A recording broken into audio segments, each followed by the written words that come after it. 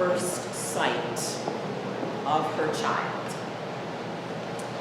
The Beatles song may be right that all you need is love, but that song is rather simplistic in its message. It really doesn't give any insight to the listener about why and how we should love. Fortunately, Jesus just doesn't say, love one another, and leave it at that. Because if we were to be brutally honest, profound love is really hard. So why love? Jesus doesn't give his disciples, and pushing that forward, us, an easy way of just doing nice things with a clenched or resentful heart. Nor would we really want him to do that, because nothing feels quite as hollow as an act performed lovelessly.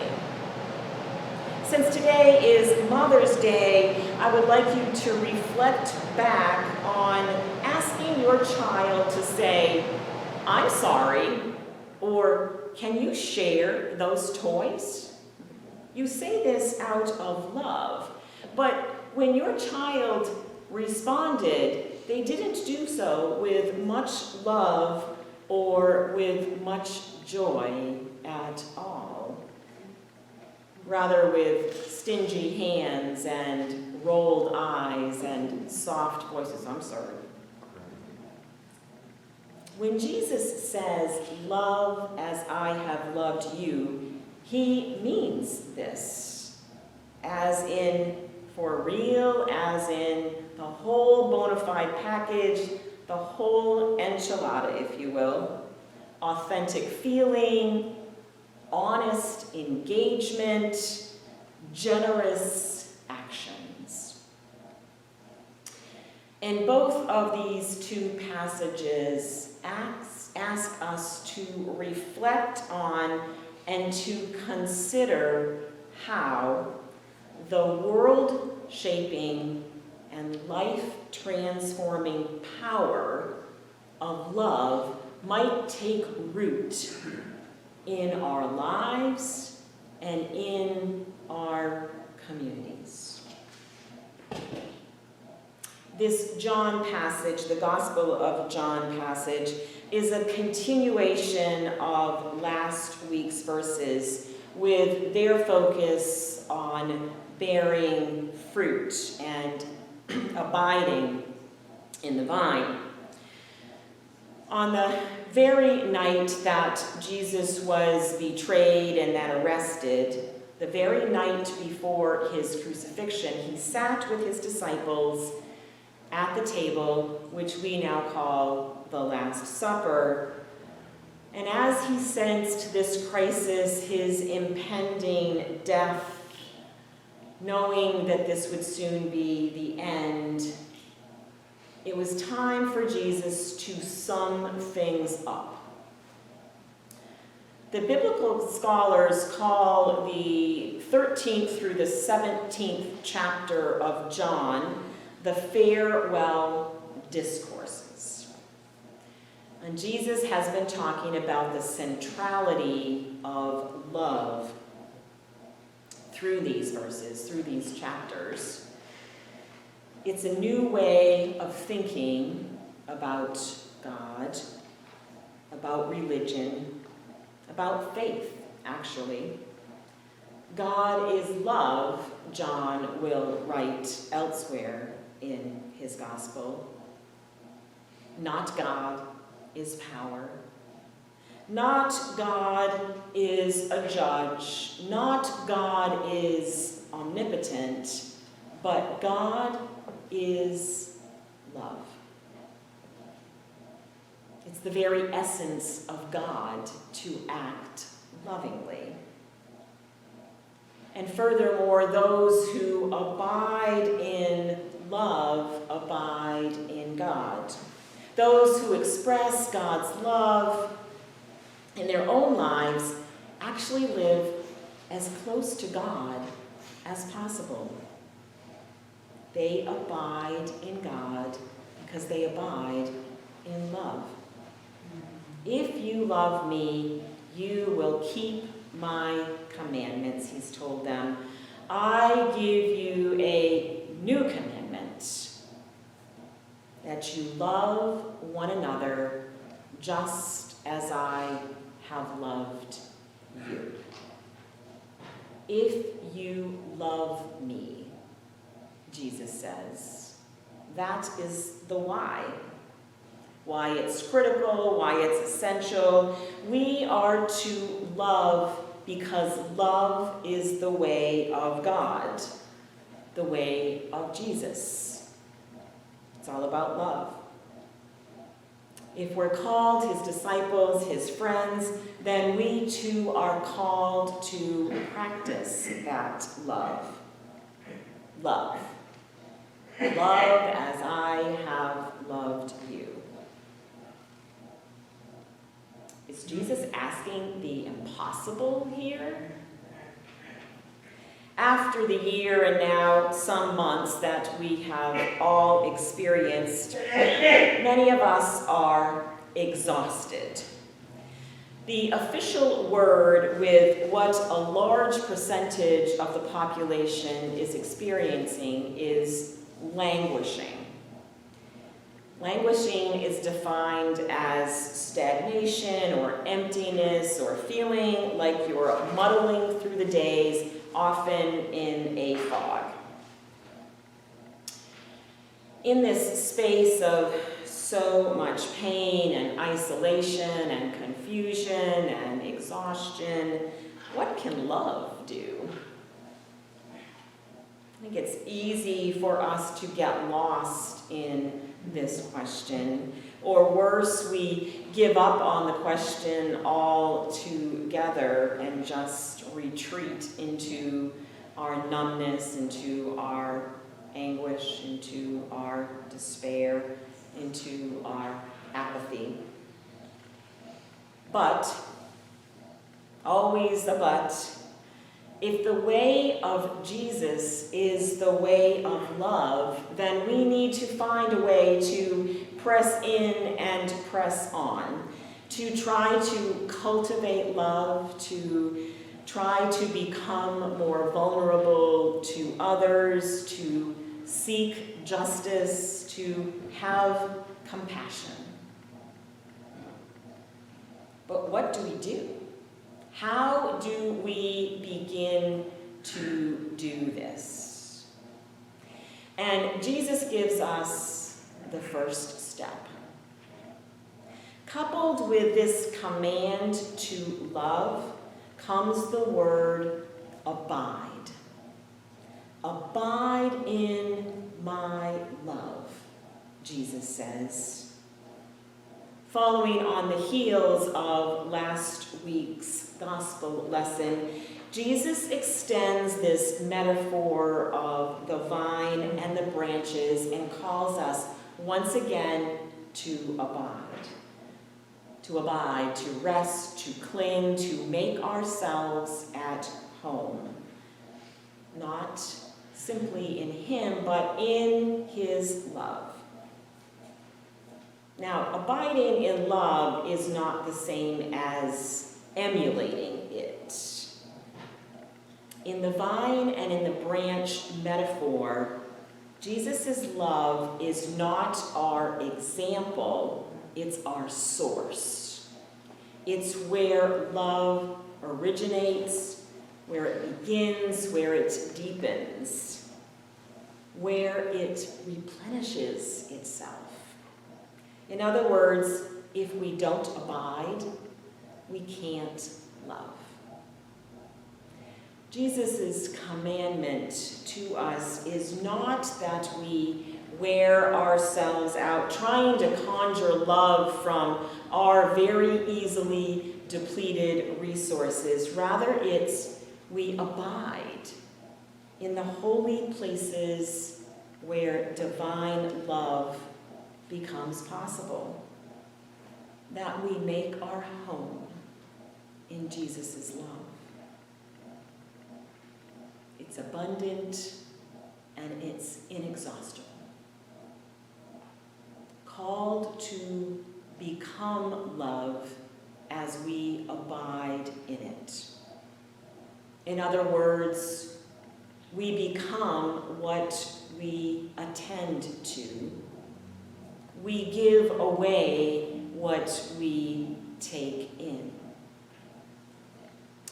This commandment, or maybe better yet, an invitation, is to drink our fill of the source, which is Christ, spill that out and over into the world to bless the world, and then return to that source, and over it goes. The opposite of languishing is flourishing. Jesus is saying by abiding in him, we can do nothing but flourish. To be filled and then to go out and fill others. To be fruitful. On the heels of that New York Times article a few weeks ago that coined the word languishing as the new buzzword of what we are all feeling for this past year and some months, came out another article that I just happened upon when I was looking at the word languishing. And it is titled, "The Other Side of Languishing is Flourishing." In his farewell discourse to his disciples, Jesus knew full well that his disciples could simply languish after his departure from them.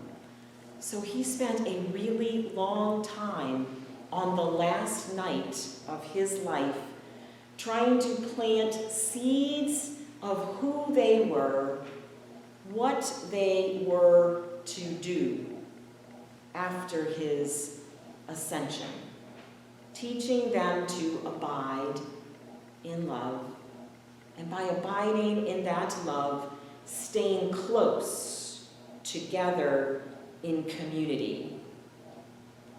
And knowing this, then they would truly flourish and pass on that love. The article, "The Other Side of Languishing is Flourishing," had some suggestions. Some were good, although they had a decidedly and not unsurprisingly twist of self-serving interests. What's in it for me kind of slant. However, one in particular kind of caught my eye, and this was look for community and connection. Sounds an awful lot like just what Jesus is telling us in the scriptures, telling us throughout his ministry and in this his final discourse. Connect with me, abide with me, and you, this community of disciples, you love one another, and I promise, if you do these things, you will be known throughout the world by that love. And others will want to join with you and connect with you. Connect to the source of that love. And you and the community will flourish together. I receive a blog post most every day called Piloting Faith. And one post this week meshed so closely with this theme of connection and community, of abiding and loving one another. And in it, the author of the post quoted Brian McLaren's book, The Great Spiritual Migration. And in this, McLaren was reflecting on his transition from being a pastor upon his retirement to being a parishioner, and how that might look and what needs he might have. And he said, it turns out it wasn't great sermons, which maybe is a very good thing, or a certain style of music, but rather this. I wanted and needed a church that would help me live a life of love with as little distraction as possible. I needed sustenance and encouragement and help in loving God, loving myself, loving my family, my extended family, and the earth. I felt that without a community and regular gatherings to help me, I could too easily drift, too easily shift to autopilot, too easily stagnate and sour. Without intentional care and relevant practices, my soul could grow weary and cold, small and dark. I could lose my way. Trimble, the author of Piloting Faith, continues in her blog with these words. Many of us are wondering what church will look like at the other side of this pandemic. Perhaps, she writes, that's not the most important question. More pressing, it seems to me, is how do I learn to live in deeply loving ways so that I look and act and talk and walk like Jesus? And what community can help me do that? May we abide in the true vine and be a community that helps each of us to flourish in Christ so we live deeply in loving ways and are truly known by our love, so then others can truly flourish and be connected to the source of that love, who is our rock, our Redeemer, our Sustainer, and who has called us friend. May it be so.